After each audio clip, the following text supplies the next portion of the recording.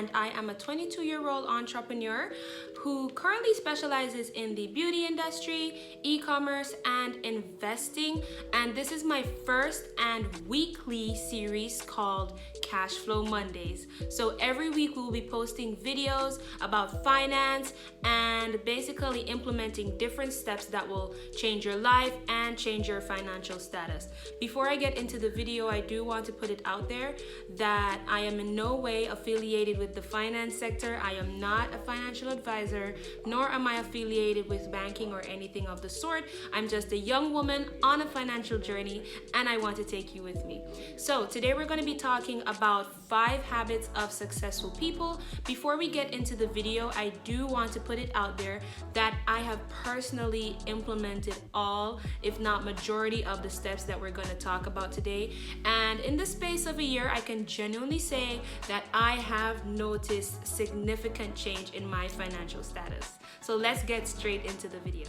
So now we're going to get into the video and talk about the top 5 habits of successful people. So tip number 5 is actually to wake up early. That's right, I said it, wake up early. Approximately 90% of CEOs or business executives wake up between the hours of 5 a.m. to 6 a.m. Now I have my iPad here with me. I'm going to be reading to you just 3 benefits of waking up earlier in the mornings. So my first benefit is that you are more productive. When you wake up early, you literally give yourself a head start to tackle the day. Waking up early provides a higher sense of consciousness, and so your brain is more alert and it can process your thoughts much better. You are also more positive and more enthusiastic. At the very least, the thought of waking up earlier and having sufficient time to complete your tasks allows you to feel more positive. My third benefit is that you also become a better planner. Mornings are actually extremely quiet and allows you to focus more and plan your day with getting organized. So now we're going to get into habit number 4. Now this habit is extremely dear to me because I've recently restarted my journey this year and it has been going absolutely great. It has helped me personally to be more disciplined and to grow, and I do look physically better. And that means habit number 4 is to exercise. Now exercise is one of the key things that a lot of CEOs or business executives do practice. Now you do not have to run a lot or lift a bunch of weights, but at the very least ensure that you are walking and exercising your body and mind.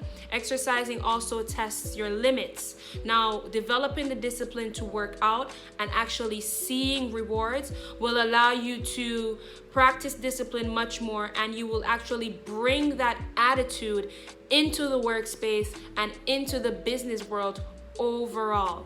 Now having your body operating at maximum or optimum speed is probably one of the best gifts you can give your body if you want to become a successful person. Eliminating excuses allows you to be more competitive and it gets the job done. If you did not know, major companies like Google or actually Apple have on-site exercising facilities for their employees, and that keeps them on the ball. It actually keeps them competitive, and this in turn results into a competitive company. And as we both know, Google and Apple are actually extremely successful companies. So now we're going to get into habit number 3, and that is reading. Now another thing most successful people have in common is that they read a lot. Majority of people, some of us are guilty of this, have never picked up a book since high school or college. Knowledge builds up like compound interest, guys, and it never really leaves you. If you're Jamaican like myself, you know the phrase silver and gold can vanish away, but a good education will never ever decay. Warren Buffett said this and it actually stuck with me. When asked about the keys to success, he actually pointed to a stack of books and expressed that if you read pages of knowledge every day, you are bound to become successful. Now, although we are not all Warren Buffets, let's be honest, try to read at least 1 book per month. The average CEO reads 52 books per year, but you can start out with 1 book per month, equating to 12 books per year. And if you're not an avid reader like myself, you can just do 15 minutes of reading per day. You'd be surprised how quickly 15 minutes run off. You'll be fine. And that will actually give you a start in completing 1 book per month. One strategy that I've personally tried myself was to actually start out with fiction books, books that were exciting, books with pictures, and then I started looking at books without pictures and without illustrations, and that kind of teased my mind, and it got it into the habit of reading more and looking forward to actually picking up a book every day. And so eventually, they say it takes approximately 31 days for something to become a habit. Well, reading is a habit for me now. And so I moved from non-fiction books to books that actually stimulated my mind, built my knowledge, and inspired me to implement a lot of strategies that you wouldn't necessarily learn in a classroom into my life. Habit number 2, and that is to meditate. Now, a lot of business cartels meditate. For example, Jeff Weimar, CEO of LinkedIn, and Adam Stewart. If you're Jamaican, you probably know this name. He is the vice chairman of Sandals Resort, and they both incorporate meditation into their lifestyle. I was listening to a podcast by Nicole Campbell, which is the wife of Agent Sasco, a popular Jamaican musician, and he actually admitted that his aim, this is Mr. Stewart, by the way, he was featured on the podcast. He admitted that his aim is to do 10 minutes of meditation per day. His wife actually meditates twice per day, which is extremely admirable. But meditation enhances learning and memory, and it reduces pessimistic thoughts. In my opinion, exercising creates a healthy body, but meditating creates a healthy mind. Now we are at our final point, and that is habit number 1. Now, whether you are 15 years old, 50 years old, or even 5 years old, this habit stuck out for me the most, and that is to build a network / analyze your circle.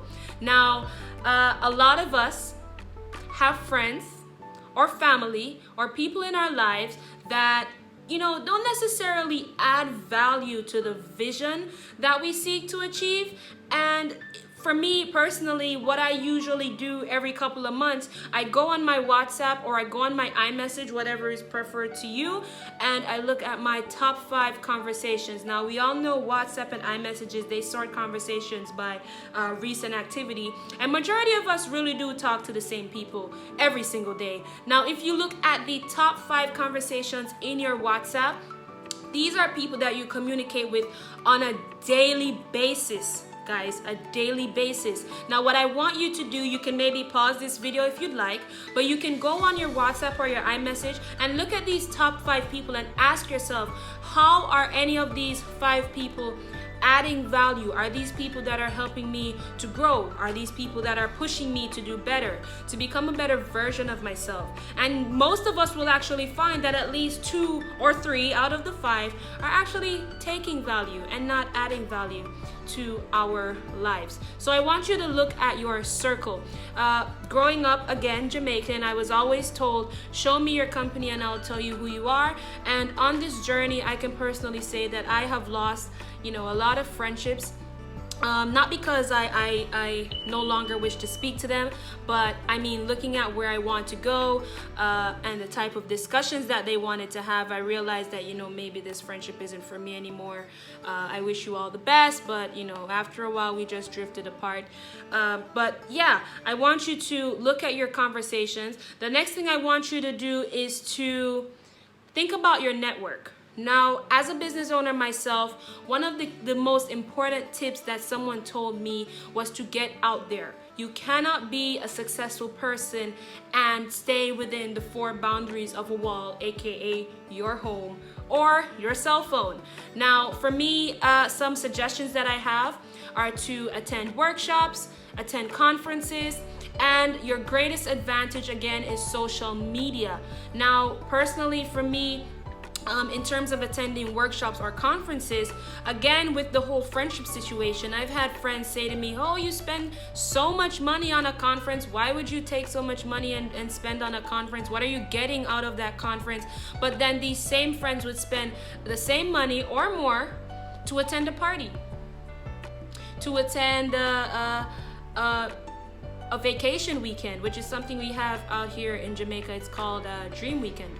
You can look that up if you want to separately in your spare time.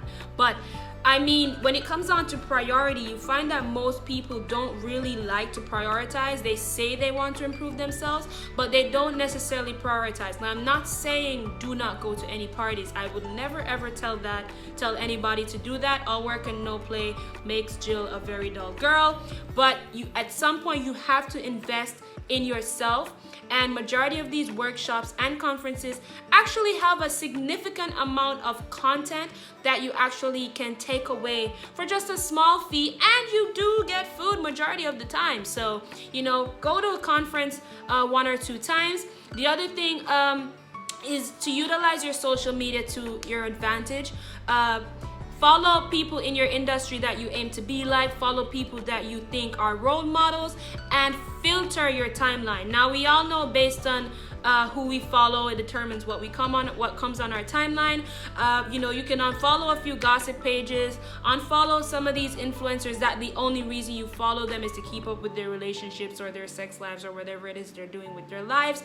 And, you know, follow a few role models. And another thing is, back to that same conference suggestion that I had, one very important thing that you can do is to also let me give you a scenario. Say that a speaker is going to be speaking at a conference that you're going to be attending this weekend. You can actually have an early conversation prior to the event to say, hi, my name is Courtney. I'm a 22-year-old entrepreneur living in Jamaica. I will be attending your conference called Business Executives 2020 this weekend. I look forward to hearing your speech.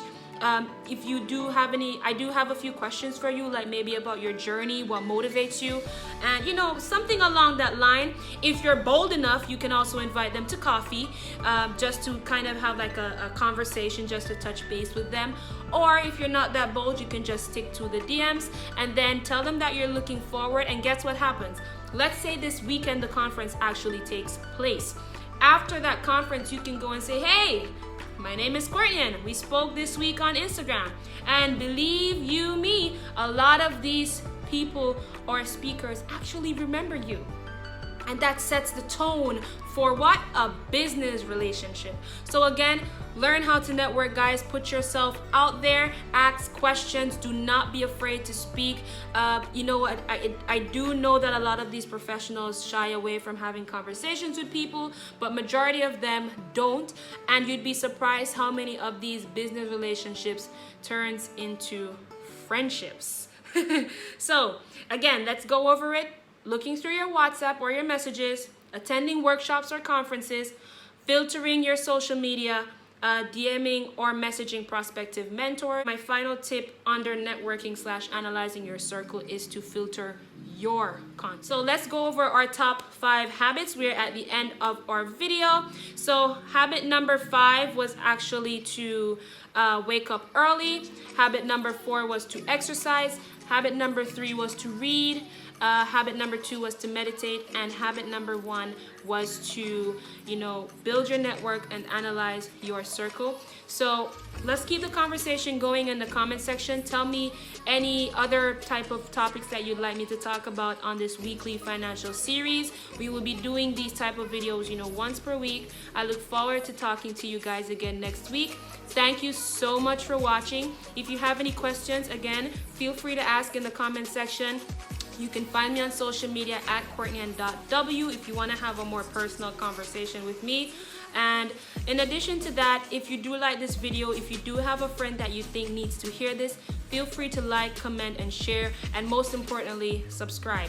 Thank you for watching. See you guys next week. Bye.